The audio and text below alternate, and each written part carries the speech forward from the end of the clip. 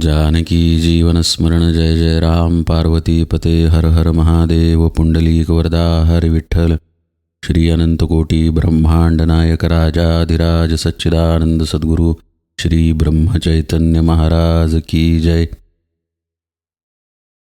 महाराजांची हरिपाठ सेवा सुरू आहे आणि आज आपण 9व्या अभंगाला सुरुवात करतोय.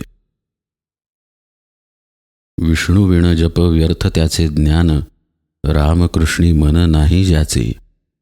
उपजोनी करंटा नेणे अद्वय वाटा, रामकृष्णी पैठा कैसेनी होय.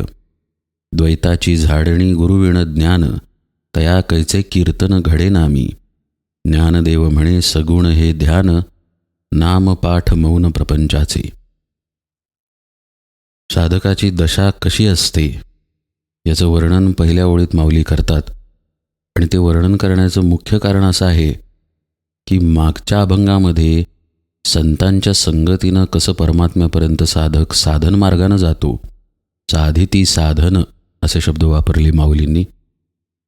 तर हा मार्ग इतका प्रशस्त आणि उघडा असताना दुर्लभ का होऊन बसलेला आहे या विषयात थोडंसं माऊली इथं बोलत आहेत. परमात्मा तर सर्वत्र आहे, आपल्या आतही आहे, पण असं असूनही दुर्लभ होऊन बसलेला आहे.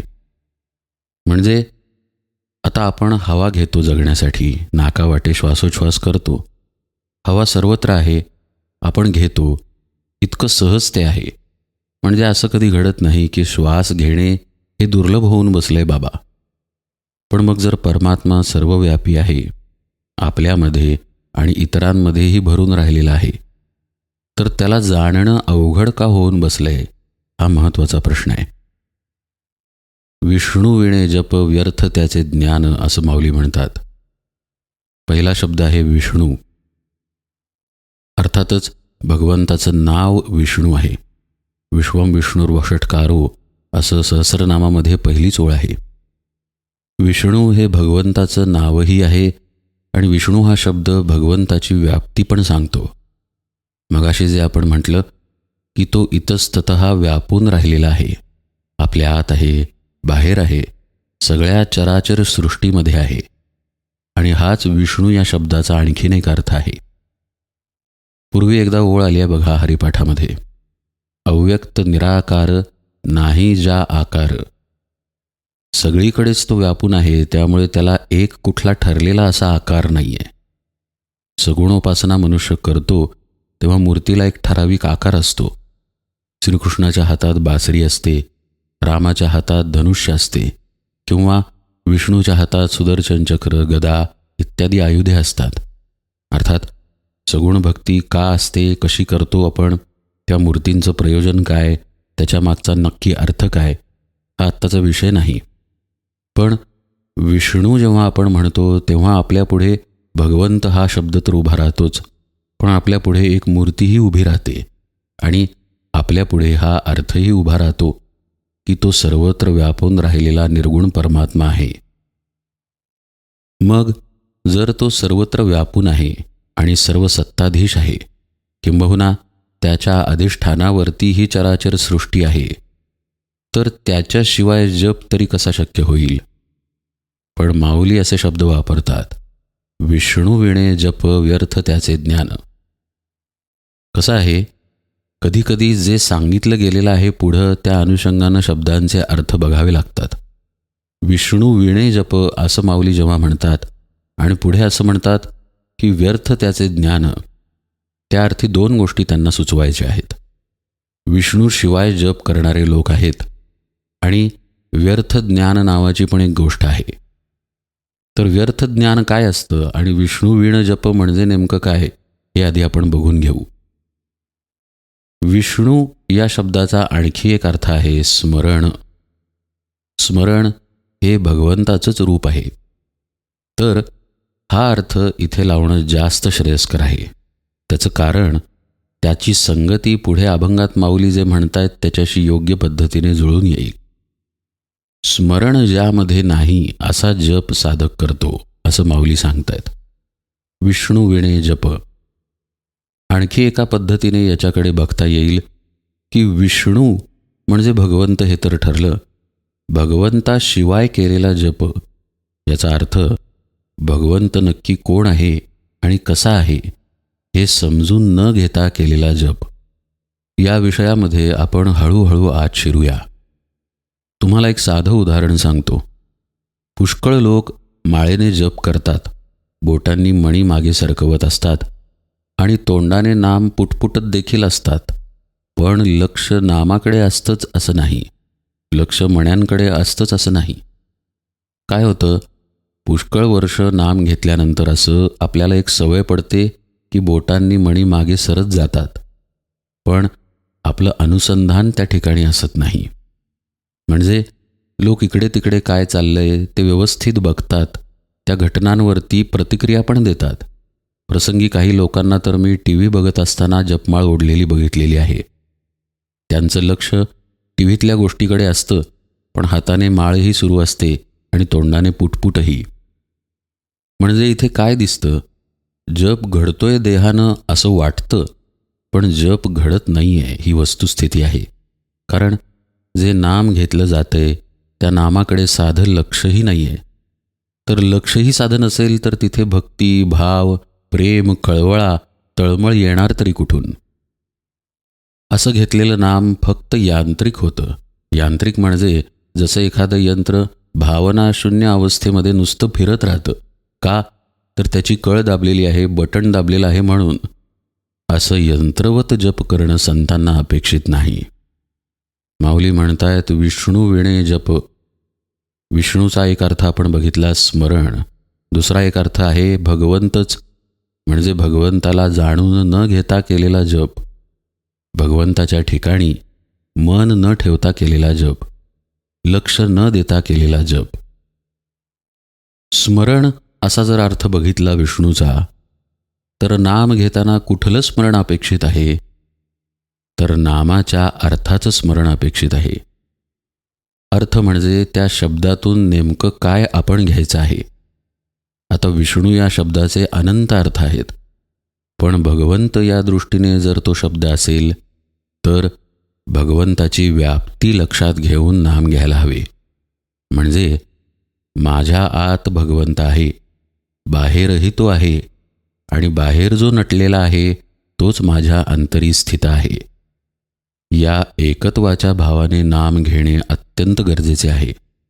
आणि हाच विष्णूसहित होणारा जप आहे, स्मरणासहित होणारं नाम आहे. नामस्मरण हा शब्दच बघा, नाम आणि त्याच्या जोडीला स्मरण आहे. ते स्मरण नसेल तर ते नाम म्हणजे केवळ तोंडाची वाफ आहे. मला कबूल आहे, गोंदवलेकर महाराज अनेक ठिकाणी म्हणतात की तुम्ही नुसतं राम म्हणा, बाकीचं सर्व मी करतो. पण ती सद्गुरू तत्वाची सत्ता आहे, तो श्री महाराजांचा अधिकार आहे, म्हणून ते असं म्हणतात.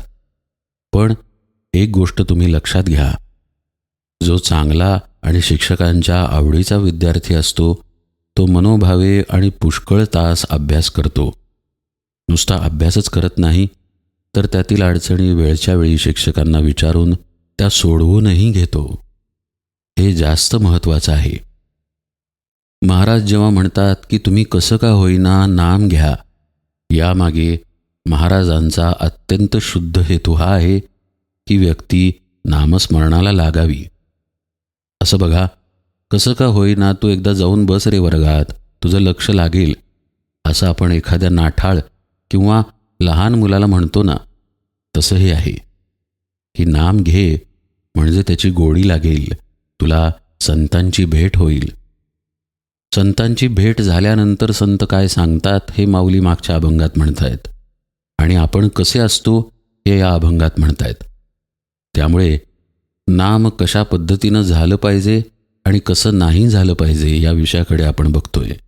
म्हणूनच तर माऊली म्हणतात विष्णू विण जप व्यर्थ त्याचे ज्ञान. स्मरण नसेल त्या ठिकाणी आपण कोण आणि भगवंत कोण याचं अनुसंधान नसेल, तोच मी आहे याचं भान नसेल, तर अशा भावशून्य भक्तिशून्य नामाचा तितकासा उपयोग होत नाही, असं माऊली स्पष्टपणे सांगतायत. पुढे त्यांचे शब्द आहेत व्यर्थ त्याचे ज्ञान. म्हणजे व्यर्थ ज्ञान नावाची गोष्ट अस्तित्वात आहे. आपल्या देहबुद्धीने जे ज्ञान होते तेच हे व्यर्थ ज्ञान आहे. म्हणून तर मगाशी हा विषय बघितला आपण की स्मरणासहित नाम घेणं का महत्त्वाचं आहे.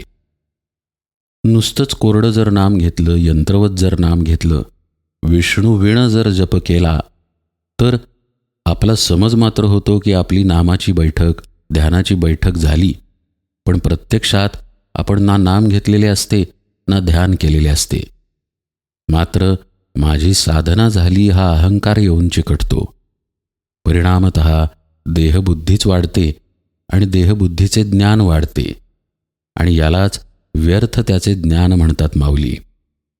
तुमचं जर नामात लक्ष नसेल, तुमचं जर नामाच्या अर्थाकडे, बोधाकडे आणि स्वरूपाकडे लक्ष नसेल, त्याचं स्मरण नसेल, तर पदरात जो पडतो तो केवळ भ्रम आहे. व्यर्थ त्याचे ज्ञान. का तर रामकृष्णी मन नाही ज्याचे, असे शब्द माऊली वापरतात. राम आणि कृष्ण या इडा आणि पिंगला आहेत हे आपण आधीपासून बघत आलेलो आहे.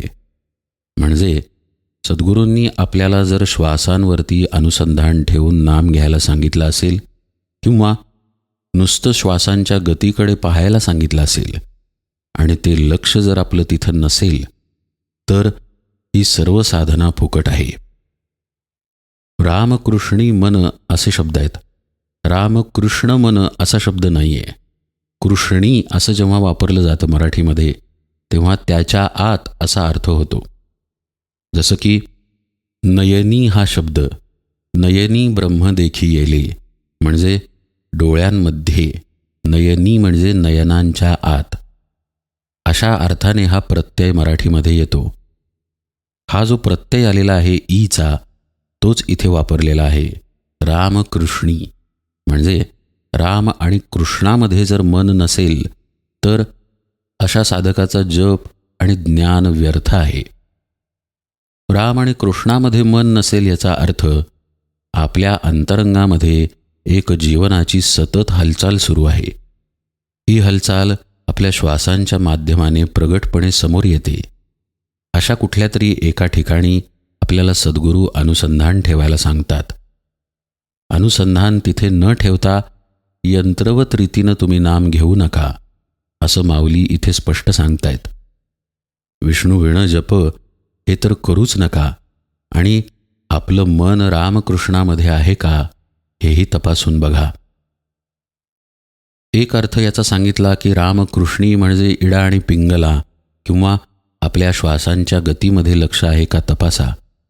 तसाच दुसरा अर्थ असा आहे की भगवंत राम जो आहे, कृष्ण जो आहे, त्याच्या भक्तिभावामध्ये ओलं होऊन नाम घ्यायचं आहे. त्या भक्तीमध्ये आपण चिंब भिजलेले असलं पाहिजे. नाम घेताना आतून प्रेमाचा उमाळा आला पाहिजे. एखादं लेकरू जसं कळवळून आपल्या आईला हाक मारतं तसं तुम्ही रामाला हाक मारली पाहिजे, आपल्या सद्गुरूंना हाक मारली पाहिजे. इतर वेळी बघा, आईचं त्या लेकराकडे लक्ष असेलच असं नाही. म्हणजे आई आपापल्या कामात असते आणि लेकरू आपले खेळत असते, पण लेकराने जरा का आ वाचला की आई आपलं काम टाकून लगेच त्याच्याकडे धावत जाते. भगवंताचे, सद्गुरूंचेही असेच आहे. आपल्याला फक्त तळमळ आवश्यक आहे, जी साधनेने आणि नाम घेतल्यानेच आत प्रगट होते आणि आणखी आणखी तळमळीने नामस्मरण व्हायला लागते. आणि असेच तळमळीचे, मनापासून झालेले, अंतःकरणापासून झालेले, ज्यामध्ये भगवंत कोण आहे, मी कोण आहे याचा अर्थ समजून घेतलेला आहे, असे नामस्मरण संतांना अपेक्षित आहे. नुसती कृती समजून घेऊन काहीही उपयोग होत नाही. त्या कृतीच्या मागे जी भावना आहे, ज्या पद्धतीने ती कृती घडली पाहिजे याचं शिक्षणही महत्त्वाचं आहे.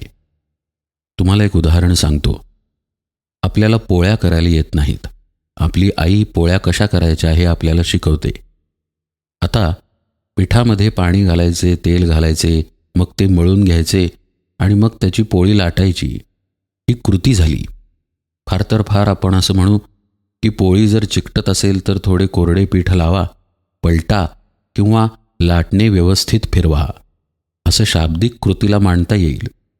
पण हे नुसतं कळलं तर पोळी करायला जमते का? नाही जमत.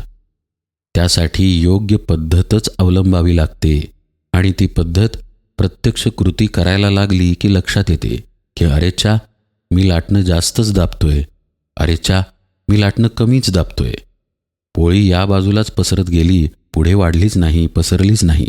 हे काय विचित्रच आकार तयार झाला. अशी अडचण तेव्हाच येते जेव्हा आपण प्रत्यक्ष कृती करायला लागतो. कृतीसुद्धा मनापासून व्हावी लागते. कशा तरी पोळ्या लाटायच्या आहेत, तिकडे लक्षच नाही आहे, तर त्यात राहिलेल्या त्रुटी माझ्या ध्यानात येणारच नाहीत.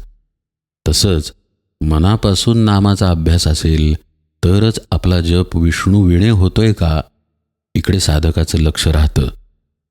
आणि माऊलीसुद्धा इथे हेच समजावून सांगतायत की तुम्ही आधी नाम घ्यायला बसला, कृतीमध्ये लक्ष देऊन तिथे थांबला की तुमच्या लक्षात येईल की विष्णू विण जप होतो म्हणजे नेमकं काय होतं. आपलं चित्त बाहेर कसं भरकटतं, अर्थापासून कसं लांब जातं आणि यांत्रिक पद्धतीनेही जप कसा व्हायला लागतो. आणि हेही लक्षात येतं की आपल्यामध्ये केवळ भ्रम निर्माण झाला की आपण जप केला, आपण साधना केली. प्रत्यक्षात घडलं मात्र काहीच नाही. आणि हेच व्यर्थ ज्ञान आहे. माऊली पुढे म्हणतात, उपजोनी करंटा नेणे अद्वय वाटा रामकृष्णी पैठा कैसेनी होय. आपण जन्माला आलो हे तर निश्चितच आहे, पण हेही निश्चित आहे की वासनेमुळे जन्म होतो. जन्म घेणे लागे वासनेच्या संगे. म्हणजे हे ठरलंच की आपल्यामध्ये वासना होती म्हणून जन्म आहे आणि अर्थातच ही वासना आपल्याला व्यापून आहे. म्हणून अशा वासनात्मक देहाला माऊली करंटा जन्म म्हणतात, उपजोनी करंटा. पण ते पुढे असं म्हणतात की नेणे अद्वय वाटा. म्हणजे जन्म तर झाला, ठीक आहे, आता त्यात आपला दोष नाही, तो झालेला आहे. पण जन्माला येऊन जर अद्वैताची वाट चोखाळली नाही. अद्वैताची म्हणजे कशाची वाट? अनेकदा पूर्वी विषय आलाय बघा. मी आणि तो भगवंत हे निराळे आहेत, हेच द्वैत आहे. आपल्यामध्येच तो आहे, किंबहुना तो भगवंतच मी आहे. माझा आत्मा हेच माझं खरं स्वरूप आहे, आत्मस्वरूप आहे. याचं ज्ञान नसणं, याचा बोध नसणं, हेच ते द्वैत. तर ते द्वैत झाडून बाजूला टाकून अद्वैताची वाट ज्यानं धरली नाही त्याचा जन्म करंटा आहे असं माऊली सांगतायत. का करंटा? कारण जोपर्यंत अद्वैताचा बोध होणार नाही, जोपर्यंत आपल्या आत्मस्वरूपाची भेट आपल्याला होणार नाही, तोपर्यंत अंतरातील वासना अनेक जन्मांना कारणीभूत ठरणार. आणि जसे आपण 84 लक्ष योनीतून आजपर्यंत फिरत आलो तसंच पुन्हा फिरत राहणार. माऊली म्हणतायत, उपजोनी करंटा नेणे अद्वय वाटा रामकृष्णी पैठा कैसेनी होय. जर रामकृष्ण याच्यामध्ये आपल्याला आरूढ व्हायचं असेल, रामकृष्ण म्हणजे इडा आणि पिंगला, आपली श्वासांची गती, त्यामध्ये असणारं भगवंताचं नाम, सद्गुरूंकडून आपल्यापर्यंत आलेली साधना, याचा पैठा कसा होणार? पैठा म्हणजे आरूढ होणे बरं का.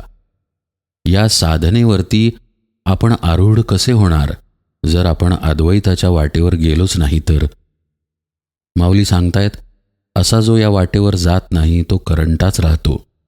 पण जो या अद्वैताच्या वाटेवर जातो आणि रामकृष्ण या गतीवरती आरूढ होतो, आपल्या साधनेवरती आरूढ होतो, तोच खरं म्हणजे या नरजन्माचं सार्थक करून घेतो. आणि हे घडावं यासाठी तळमळीनं माऊली इथं बोध करतायत की तुम्ही तुमच्या नामस्मरणाकडे लक्ष द्या.